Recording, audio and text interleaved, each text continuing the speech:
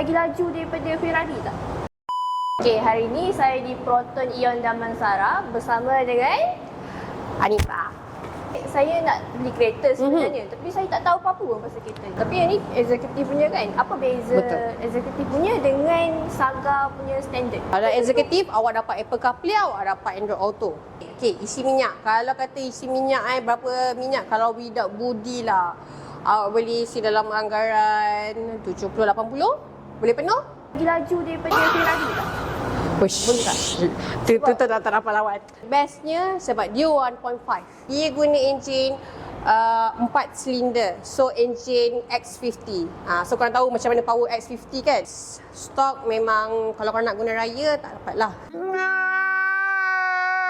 Sebab stok beli hari ni mungkin dalam 3 bulan atau 4 bulan boleh dapat. Kalau korang join PHP punya kontes, korang akan dapat kereta Proton Saga eksekutif ada 4 pemenang hadiah utama. terus dapat, betul? Terus Menang dapat. ni terus dapat kan? Tak boleh Dapat, tunggu kan? Pak. Masuk je kontes. Saya nampak. tunggu. Kita promote kontes BHP. Nampak? Tengok 4 biji bukan sebiji. Nampak? Saya bagi trik ni. Nak kereta Saga cepat, join kontes BHP. BH Petrol untuk semua.